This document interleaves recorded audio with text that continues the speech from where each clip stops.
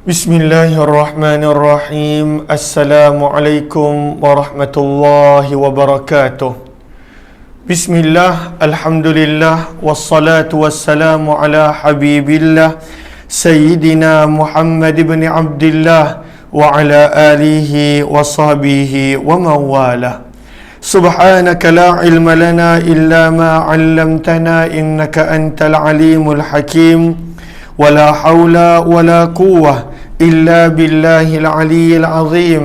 اللهم رب اشرح لنا صدورنا ويسر لنا أمورنا واحلل عقدة من ألسنتنا يفقه أقوالنا. اللهم فقهنا في الدين وعلمنا التأويل. اللهم ألهمنا مراشد أمورنا وأعذنا من شرور أنفسنا برحمتك يا رب العالمين والحمد لله رب العالمين. Alhamdulillah summa alhamdulillah. Apa khabar sahabat-sahabat semua? Selamat petang. Salam pertemuan dalam program Mahsyar siri yang ke-10 bersama dengan saya Umar Aziz. Pertemuan di mana kita akan berkongsi daripada buku Mahsyar. Mudah-mudahan menjadi peringatan dan persiapan untuk setiap daripada kita. Ahlan-ahlan kepada sahabat-sahabat yang berada di ruangan FB dan juga ruangan TikTok. Ahlan-ahlan Alif Sofia, ahlan-ahlan Fatimah dan juga Omara serta semua sahabat-sahabat lain yang berada di ruangan TikTok yang saya perasan di ruangan komen. Di ruangan FB ahlan-ahlan Kamiza Muhammad Amil, Ummi Zaihadi, Luqman Hakim, kemudian Syazwan Akmal, Mahiran Muda, Zainul Abdul Rahman, Saadia Muhammad Arifin, Nadia Iswana, Wan Muhammad Suid, Hani Nani, Kati Khairuddin, Bunga Lawang, Cik Ani, Zainul Abdul Rahman, Rabiha Abdul Ghani, Wagina Sikun, Zahara Aliyah, Zaliha Kamaruddin, Saadia Muhammad Arifin, Bunga Lawang, Zakiyah, kemudian Syed Ahmad, Safia Sapian, Maria Musa, Zahra Alias, Farida Abdul Rahim, Muslimah Sukri, kemudian Azlina binti Abu Bakar, Abdul Rahman, Fazibah Manaf, Salma Haji Hassan, Razita Abdul Manaf, Zuraida Siddiq, kemudian Rebika Abdullah, Salma Haji Hassan, Saadia Muhammad Arifin, Fatimah S, Azizah Izzah dan juga Yusuf bin Haji Nurdin, Aminah Abdullah, Arina Omar, Mazia Tirun. Terima kasih banyak-banyak Kamiza Muhammad Amil, Jamilah Ihsan, Firdaus Daus dan juga Kak Long serta Umairah Az-Zahra serta semua sahabat-sahabat yang lain. Apa kata kita mulakan pertemuan kita dengan kita perbetulkan dahulu niat kita. Moga-moga apa jua yang kita lakukan adalah kerana Allah Subhanahu wa ta'ala. Nawaitu ta'alluma wa ta'lim wa tadhakkura wa tadhkir wa naf'a wal intifa' wal ifadata wal istifada wal hatha ala tamassuki bi kitabillah wa sunnati rasulillah sallallahu alaihi wasallam wa du'ai ila al-huda wa dalalati ala al-khair ibtigha'a wajhillah wa mardatih wa kurbih wa thawabih. Amin, amin ya rabbal alamin. Mohon sebaik sahabat-sahabat untuk bantu share, bantu untuk kongsi, bantu untuk sebar luas ke rakan-rakan yang lain. Mudah-mudahan lebih ramai yang beroleh manfaat insya-Allah. Lalu kita akan membaca dan mengambil pengajaran daripada buku Mahsyar siri yang ke-10. Kepada sahabat-sahabat yang ingin untuk mendapatkan buku, boleh tekan link yang berada di ruangan komen. Kita telah tiba pada muka surat 51. Dibawakan sepotong sabdaan Nabi sallallahu alaihi wasallam berkenaan tentang ruh, iaitu sabda Nabi sallallahu alaihi wasallam pada tajuknya Al-arwahu junudum mujannadah. Ruh-ruh adalah umpama satu pasukan yang berbaris. Maka apakah maksud daripada ungkapan dan sabdaan baginda Nabi sallallahu alaihi wasallam ini? Ahlan-ahlan Zara, kemudian Azan Awang serta sahabat-sahabat yang lain, muka surat yang ke-51. Maka kata penulis Al-Fadhil Ustaz Faris, Maka diambil sepotong hadis Nabi sallallahu alaihi wasallam, al-arwahu junudun mujannadah, innal arwaha junudun mujannadah. Sesungguhnya roh itu seperti satu pasukan yang berbaris. Roh berada seperti satu kelompok, satu jemaah, satu pasukan yang pada waktu itu berbaris. Kemudian Nabi SAW bersabda lagi dalam terjemahan dan bermaksud, jika dahulu mereka saling mengenal di alam roh, maka mereka akan berkasih sayang di dunia. Dan jika mereka dahulu di alam roh saling bermusuhan, tidak serasi, maka mereka akan saling berselisih juga di dunia. Maka apakah maksud daripada kalau kenal dekat alam roh, maka akan rapat di dunia? Kalau pada waktu itu tidak rapat di alam roh, maka akan tidak rapat juga di dunia. Apakah maksud daripada sabdaan baginda Nabi sallallahu alaihi wasallam tersebut? Maka para ulama mempunyai penerangan yang pelbagai. Namun ada dua pandangan yang telah dimuatkan di dalam buku ini. Sebab itu pandangan yang pertama, lalu hadis tadi adalah hadis sahih, hadis riwayat Imam Bukhari, Muhammad bin Ismail Al-Bukhari rahimahullahu ta'ala. Maka pandangan yang pertama adalah pandangan daripada Khattabi, Imam Khattabi rahimahullah. Lalu Imam Khattabi menyebut ada dua kemungkinan daripada maksud hadis di atas. Kalaulah di alam roh dia rapat, dunia rapat. Kalaulah pada waktu itu tidak rapat, maka di dunia pun tidak rapat. Maka kata Al-Khattabi, ada dua maksud daripada hadis ini mengikut pandangan yang beliau fahami. Kemungkinan yang pertama, Nabi SAW sedang mengisyaratkan kepada maksud keserasian daripada sudut sikap, sifat dan kelakuan. Keserasian daripada sudut sifat, sikap dan kelakuan. Maka orang yang pada waktu itu rohnya adalah roh yang serasi pada kebaikan, maka dia akan rapat dengan semua roh-roh lain yang pada waktu itu menginginkan kebaikan. Sebaliknya, kalau pada waktu itu rohnya telah buat keputusan untuk menyukai keburukan, maka dia akan serasi dengan semua orang yang ingin melakukan keburukan. Maka pandangan yang pertama, maksud suka ataupun pada waktu itu tidak serasi adalah keserasian daripada sudut mereka yang mempunyai sama ada minat kepada kebaikan ataupun kecenderungan kepada kemaksiatan dan keburukan. Jom kita lihat. Maka kata Imam Al-Khattabi rahimahullah, kemungkinan yang pertama, sebenarnya Nabi SAW mengisyaratkan kepada maksud keserasian daripada segi kebaikan dan keburukan. Lalu apa maksud keserasian ini? Dari segi salih dan juga kerosakan. Maka orang-orang yang baik akan lebih cenderung kepada orang yang satu sifat dan perangai dengannya.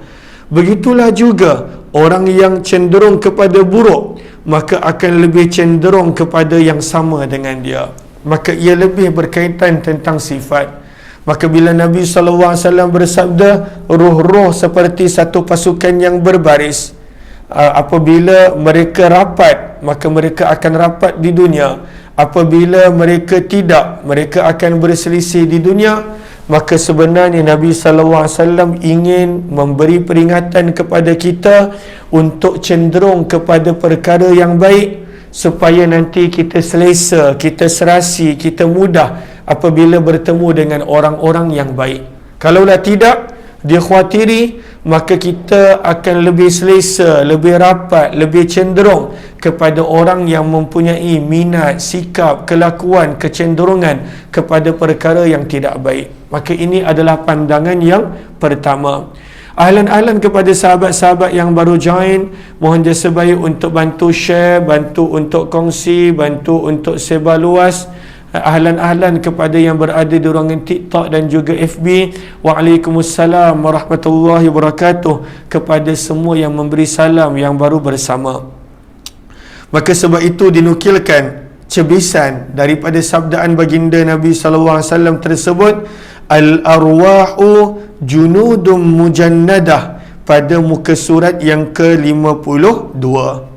Kalau nak letak baris boleh, al-arwahu junudum mujannadah, dan terjemahannya kita telah baca pada awal pertemuan tadi. Maka penulis menerangkan lagi apakah maksud roh manusia dia akan serasi kepada orang yang sama sifat, sama kecenderungan, sama sikap, sama kelakuan dengan dia. Maka kata penulis, maka roh-roh di dalam diri manusia masing-masing itu dia akan saling mengenali dan merasa serasi berdasarkan kepada sifat ataupun kepribadian yang Allah telah fitrahkan kepadanya. Dia akan lebih selesa. Kalaulah dia jenis roh yang cenderung kepada kebaikan, nampak orang lain berbuat baik, maka pada waktu itu dia akan rapat. Kalaulah pada waktu itu dia cenderung ke Assalamualaikum Atiyah, jauh datang Atiyah, sini nak kata Assalamualaikum dulu sini, dari tadi je nak masuk. Okey, bagi salam je tak nak lama Okey, Assalamualaikum semua. Sinilah, sini TikTok sini. Okey, Assalamualaikum semua. Okey, dah cukup. Tak boleh tekan. Cukup Okey, bye bye. Okey dah. Habis ada kelas. Jumpa kejap lagi 6:30. Okey, nak bagi salam. Okey, rajin dia merangkap. Okey, mungkin dia serasi dengan kebaikan harapnya.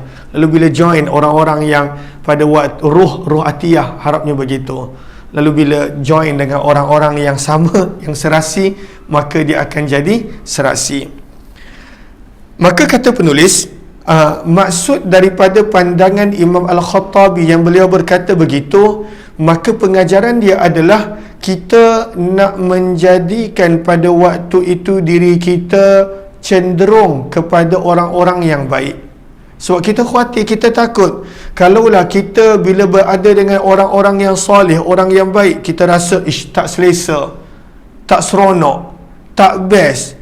Tetapi pada waktu itu bila berada dengan orang-orang yang tak baik, kita selesa, gembira, bahagia, maka kita berhati-hati. Sebab itu adalah gambaran kepada roh kita. Itu pengajaran dia.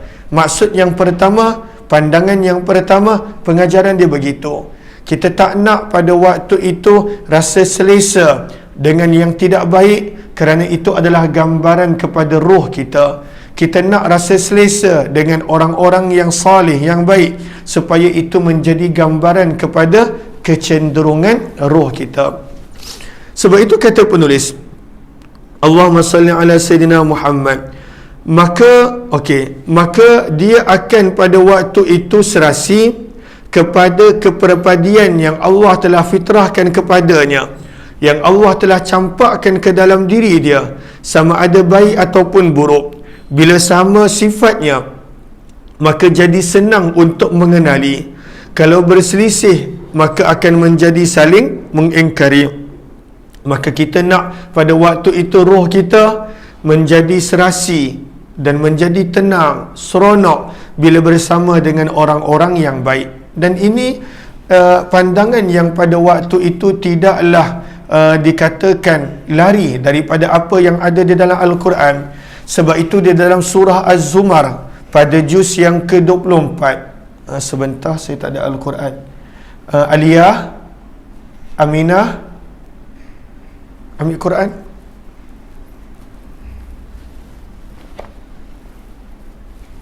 Lalu sebab itu dalam Al-Quran ada diceritakan maksud daripada pandangan yang pertama ini. Kalau kita lihat di dalam surah Az-Zumar juz yang ke-24 pada muka surat 461. Az-Zumar adalah surah 39. Surah 39, minta maaf, muka surat 463. Surah 39 ayat yang ke-45 menceritakan tentang serasi dan tak serasi. Maka firman Allah Subhanahu wa taala, wa idza dzukirallahu wahdah isma'azzat qulubul ladzina la yu'minuna bil akhirah. Dan apabila diceritakan, disebutkan tentang Allah semata-mata, tak dicerita tentang benda yang lain, menjadi kesal, tidak tenang, tidak tenteram hati-hati orang yang tidak percaya kepada hari akhirat. Namun wa idza dzukiral ladzina min dunih idza hum yastabshirun, dan apabila disebutkan selain daripada Allah, bila sebut tentang Allah, dia rasa tak selesa, tak tenang, tak bahagia, roh dia tak serasi. Tapi bila disebut selain daripada Allah, yastabshirun, firman Allah, dia akan menjadi bahagia dan gembira. Kita tak nak begitu. Maka roh dia akan serasi dengan orang lain yang pada waktu itu menggambarkan kecenderungan dia. Kalau baik, maka baiklah pada waktu itu gambaran dia. Kalaulah dia serasi dengan yang tak elok, maka dia akan berasa tenang dan bahagia dengan orang-orang yang tak elok. Al-iyadzubillah. Adakah sahabat-sahabat jelas pandangan yang pertama ini?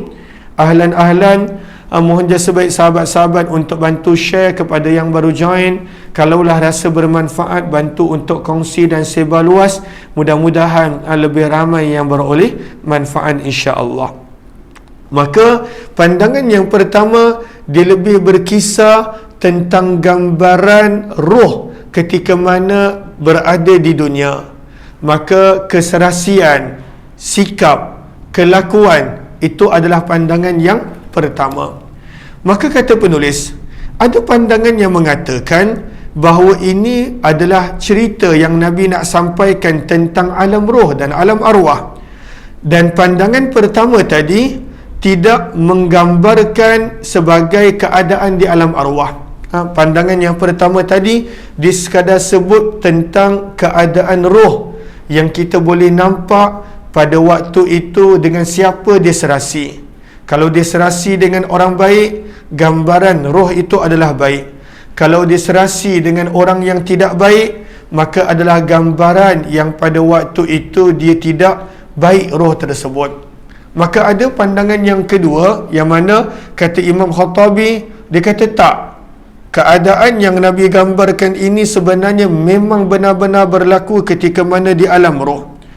Lalu pandangan pertama tadi cuma menceritakan secara umum tentang roh yang ada di dalam diri kita, bahawa sekiranya serasi, maka orang yang baik akan bersama dengan orang yang baik, dan begitulah sebaliknya. Tapi tidak pandangan yang kedua. Pandangan yang kedua adalah gambaran tentang pada waktu itu keadaan di alam roh. Maka ini pandangan yang kedua. Inilah pandangan yang kita biasa dengar. Maka kata penulis, perenggan terakhir muka surat 53, pandangan kedua pula mengatakan cerita tentang awal penciptaan makhluk ketika di dalam ilmu ghaib Allah Subhanahu wa taala. Ketika mana sebelum Allah menciptakan roh. Maka sebelum Allah menciptakan dalam ilmu Allah, sebelum Allah menciptakan tubuh badan, maka kata penulis, sebelum diciptakan tubuh badan, maka Allah telah menciptakan roh dahulu. Maka telah pada waktu itu dijadikan roh, pada waktu itu saling bertemu.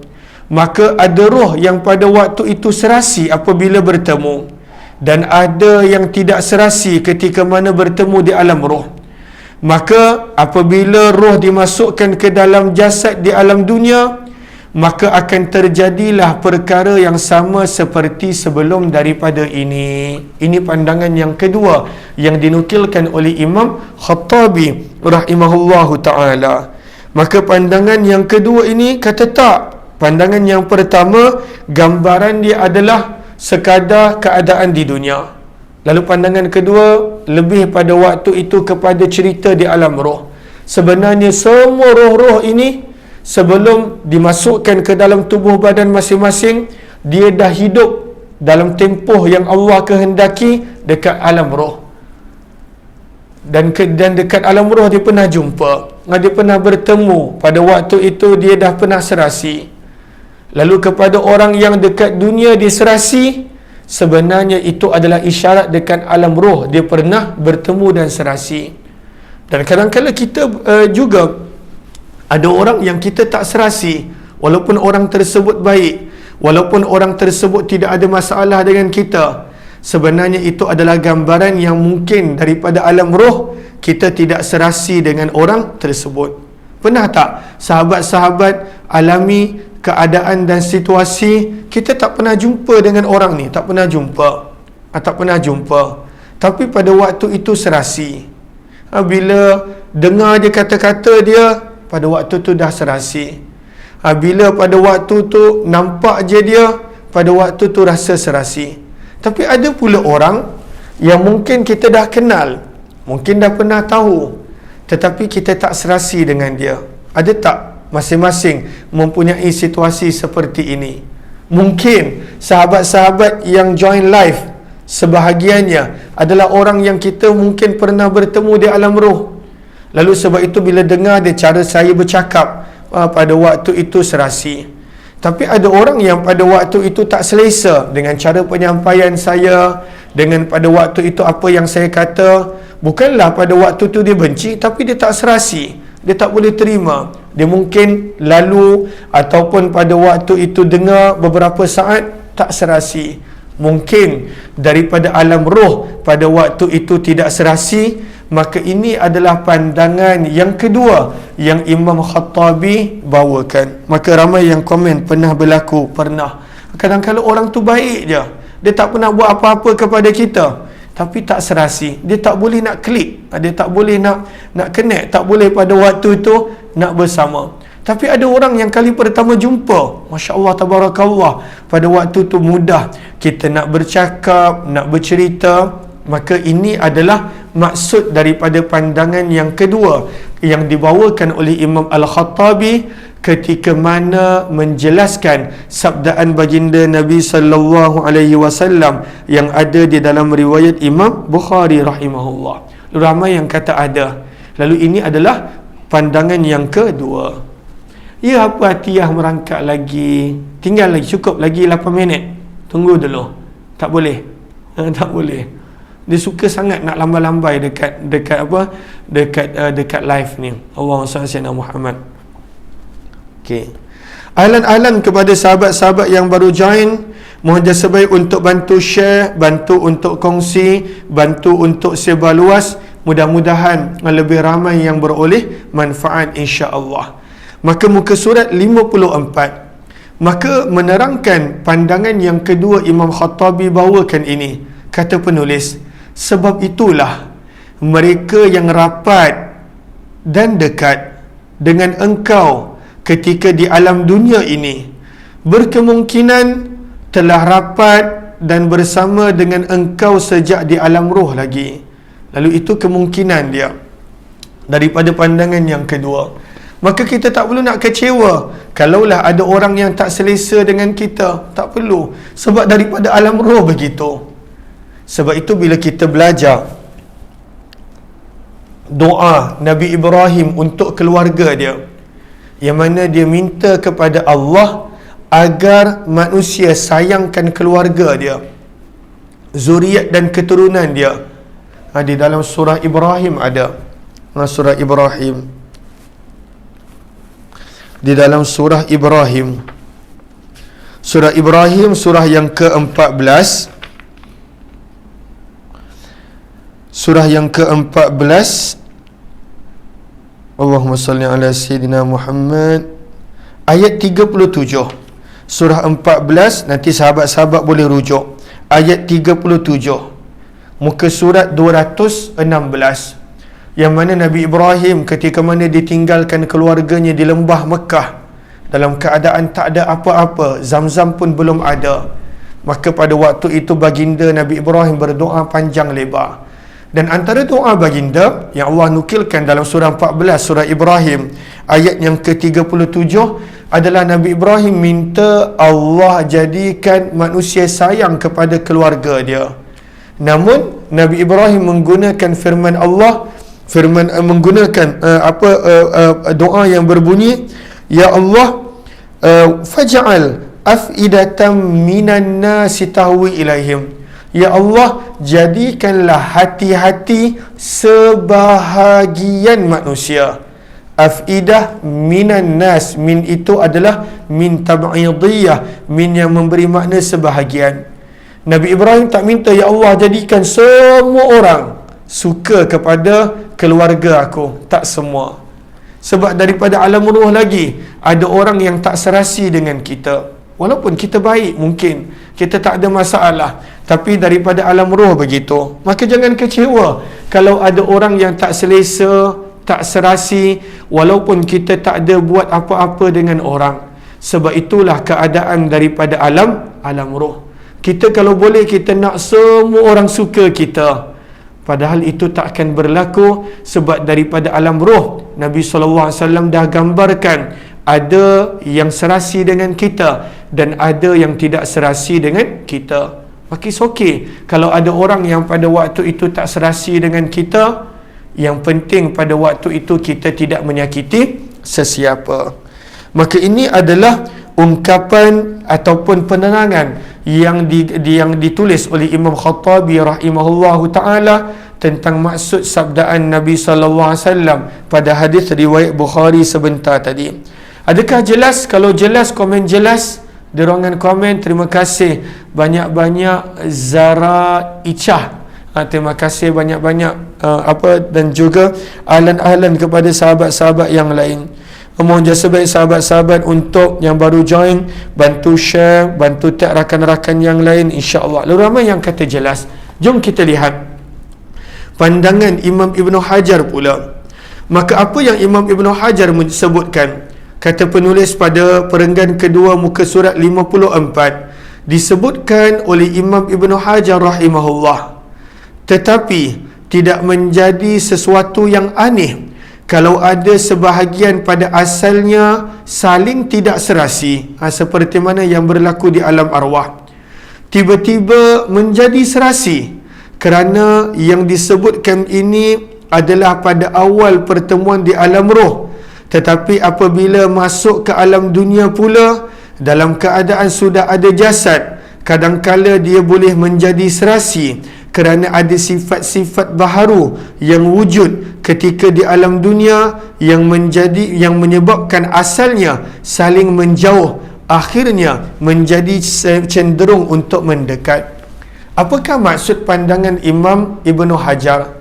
Imam Ibn Hajar dia menggabungkan pandangan kedua-dua pandangan Imam Al-Khattabi tadi.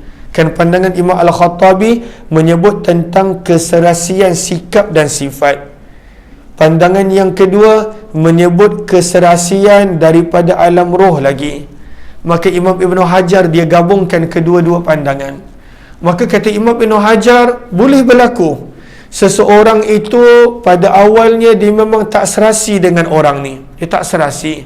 Sebab itulah keadaan mereka di alam roh. Tetapi kerana sikap dan sifat yang tertentu, contohnya sifat yang baik, keimanan, akhlak, sifat yang baik, akhirnya menjadikan mereka serasi. Maka kata Imam Ibn Hajar boleh berlaku. Maka ringkasannya adalah pandangan Imam Ibn Hajar menggabungkan kedua-dua pandangan tadi.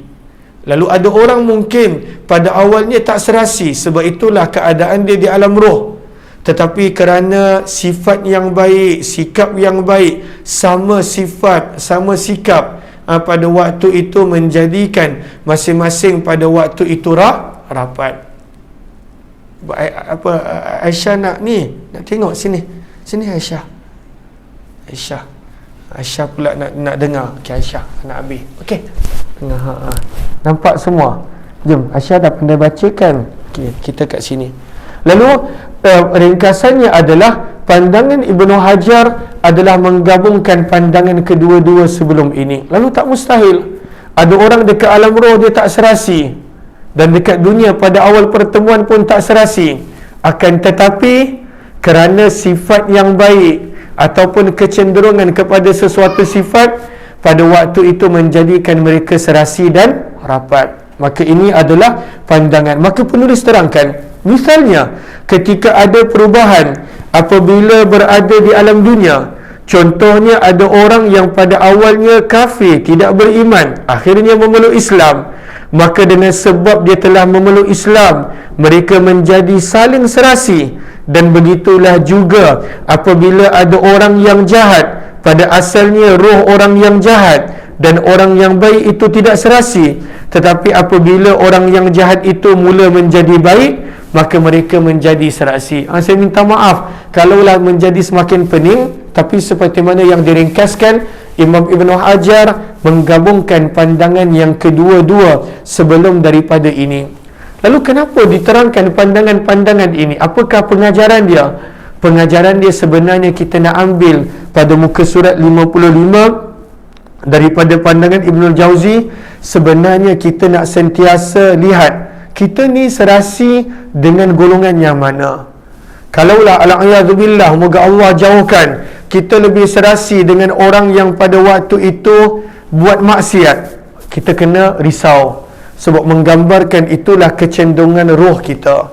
Kita nak risau. Kalaulah pada waktu itu kita serasi dan selesa dengan orang-orang yang baik, kita tenang.